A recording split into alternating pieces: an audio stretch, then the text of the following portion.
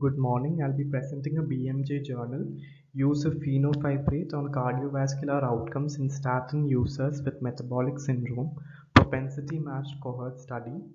It was published on 25th September 2019 and my moderator is Dr. Karthik Rao sir. Here are the list of authors. Introduction. Metabolic syndrome is a cluster of interrelated risk factors that leads to metabolic dysregulation and atherosclerotic cardiovascular diseases. The increased risk of cardiovascular disease in people with metabolic syndrome has been well established by observational studies and meta-analysis and considered to be attributable to the accompanying atherogenic dyslipidemia. Abundant evidence shows that lowering low-density lipoprotein cholesterol concentrations with statins is the primary treatment option for minimizing cardiovascular disease in people at risk, including those with atherogenic dyslipidemia. Fenofibrate, a peroxisome proliferator activated receptor alpha agonist, has been suggested as an important treatment option in the management of dyslipidemia owing to its effects on hypertriglyceridemia and low HDL cholesterol concentrations. Although large randomized clinical trials of fenofibrate, including fenofibrate intervention and event lowering in diabetes trial, and the action to control cardiovascular risk in diabetes lipid trial failed to show a reduction in the primary outcome of major cardiovascular events in populations with diabetes, but a statistically significant cardiovascular risk reduction was observed in subgroups with atherogenic dyslipidemia. What is already known on this topic? Randomized clinical trials of fenofibrate treatment have failed to show a reduction in risk of major cardiovascular events in people with diabetes, but a statistically significant cardiovascular risk reduction was observed in subgroups with atherogenic dyslipidemia. Meta-analysis of fibrates also indicated that people with atherogenic dyslipidemia would benefit from fibrates on cardiovascular event reduction. Real-world evidence was insufficient to prove the efficacy of fenofibrate in cardiovascular risk reduction, especially in people of East Asian origin who are reported to be genetically susceptible to poor elimination of blood triglycerides. The objective of this study was to investigate whether fenofibrate as add-on to statin treatment reduced persistent cardiovascular risk in adults with metabolic syndrome in a real-world setting. Design propensity matched cohort study. Setting, it was a population-based cohort study in Korea. Participants 29,771 adults with metabolic syndrome receiving statin treatment. 2,156 participants receiving combined treatment, that is statins plus fenofibrate, were weighted based on propensity score in a 1:5 ratio with 8,549 participants using statin only treatment. Initially, there were 5 lakh participants in the study. After exclusion criteria and 1:5 propensity score matching, 2,156 participants were enrolled in combined statin plus fenofibrate treatment and 8,549 were enrolled in statin only treatment. Methods, data sources, the Korean National Health Insurance Service health screening cohort, which included 5 lakh Koreans. This cohort represented 10% of a random selection of screened participants aged between 40 to 79 in the index years 2002 or 2003 and followed up to 2015. This database contains longitudinal information including personal data, medical and pharmaceutical records, disease diagnosis, medical procedures, hospital admissions, prescribed drugs, health examination data, and death records. Patient selection and propensity score matching selected adults from the original database who had used statins for at least 3 months from 1st January 2007 to 31st December 2014 as the National Health Examination Programs included lipid profiles from January 2007. Adults without documented lipid profiles before initiation of statin treatment were excluded. Potentially eligible participants were then selected who met the metabolic syndrome criteria as defined by the Adult Treatment Panel 3 guidelines before the index date. Waist circumference cutoff points for metabolic syndrome were in accordance with the Asian standard set by the WHO. Thus, adults with metabolic syndrome were required to meet 3 or more of the following criteria: waist circumference greater than or equal to 90 cm in men and greater than 80 cm in women, serum triglyceride level greater than or equal to 1.7 millimoles per liter, HDL cholesterol level less than 1.0 millimole per liter in men and less than 1.3 millimole per liter in women, fasting glucose level greater than 5.6 millimole per liter or anti-diabetes treatment, and blood pressure greater than 130 by 85 millimeter Hg or treatment for hypertension. Of 24,857 selected adults, 2,457 had received fenofibrate for the last 3 months during the follow-up period. Propensity score matching, maximum 1:15, was done for those who had used fenofibrate and those who had not. The propensity score analysis balances covariates between study groups of observational data using a propensity score, which is the conditional probability of assignment to a particular group given observed covariates only.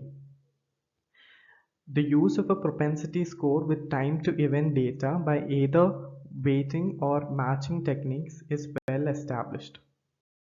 The propensity score model was derived from a multiple logistic regression that included age, sex, waist circumference, fasting glucose level, systolic blood pressure, serum creatinine level, smoking status, alcohol consumption and physical activity, baseline LDL cholesterol levels, HDL cholesterol levels, and triglyceride levels were also used as independent variables in the propensity score model.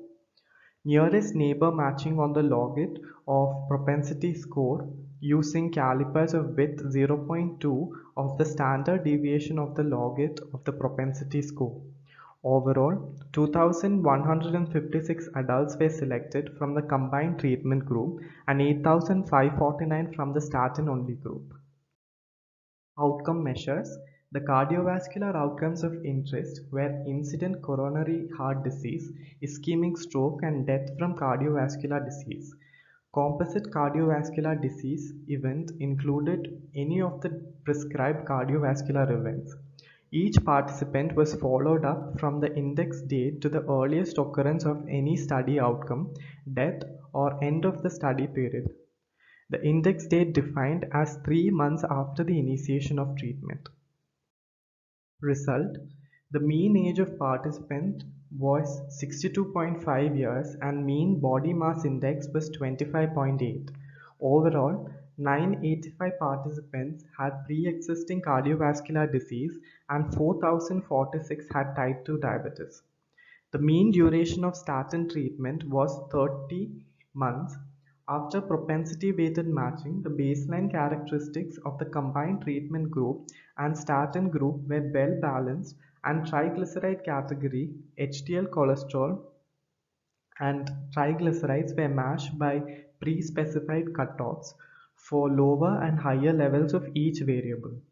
According to the criteria, at baseline, 891 had low HDL cholesterol levels and 5,604 had hypertriglyceridemia. Mean duration of follow-up was 29.7 months. Changes in serum lipid profiles with treatment. At baseline, mean LDL and HDL cholesterol concentrations were well balanced between the groups, whereas the mean triglyceride concentrations were higher in the combined treatment group. The combined treatment group showed a greater reduction in triglyceride concentration than the statin group, and the achieved mean triglyceride concentration was lower in the combined treatment group. Mean non-HDL cholesterol concentration was similar between the groups. Risk of major cardiovascular events.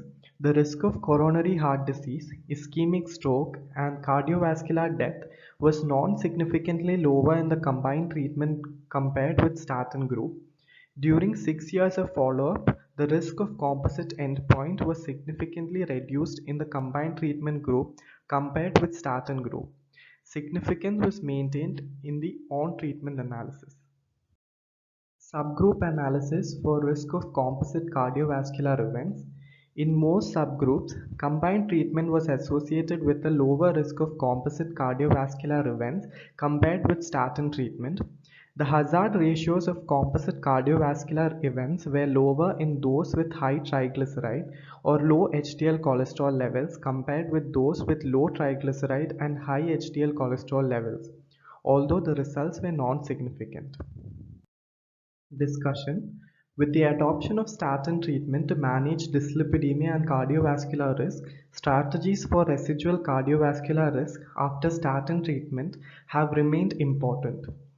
Evidence favoring lipid-modifying agents over statins for residual cardiovascular risk reduction in people with cardiovascular risk, such as people with metabolic syndrome, is limited.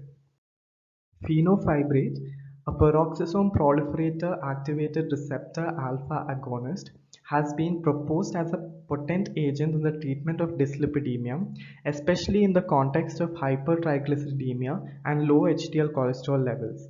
Numerous preclinical and clinical studies have shown its benefits on atherogenesis, which includes favorable effects on lipoprotein metabolism, inflammation, and vascular dysfunction.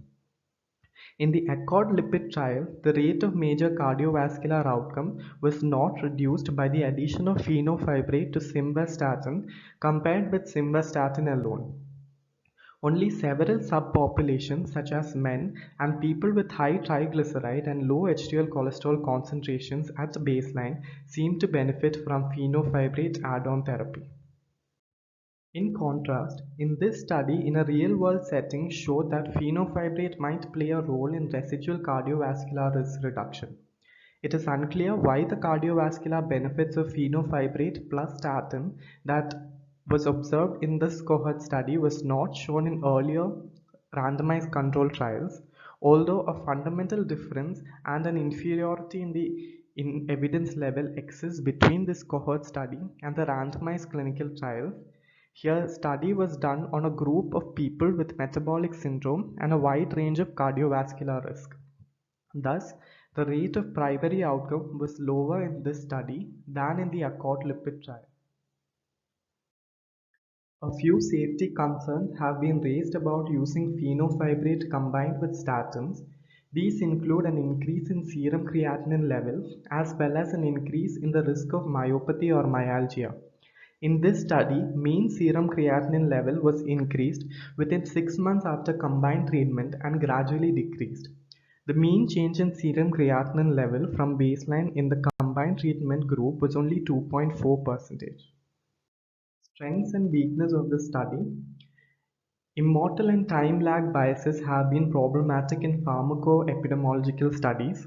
To exclude such biases, the index date of propensity score matching was set to be the same as the date for starting fenofibrate treatment in participants and their matched controls. The possible bias is that some variables were not balanced at baseline even after matching. Conclusion. A beneficial role of add-on fenofibrate to statin treatment was found in cardiovascular risk reduction in adults with metabolic syndrome. Cross-references. Here is a similar study that was conducted in 2018. It showed that fenofibrate did not significantly reduce the risk of primary outcome of coronary events. It did reduce total cardiovascular events, mainly due to fewer non-fatal myocardial infarctions and revascularizations. Thank you.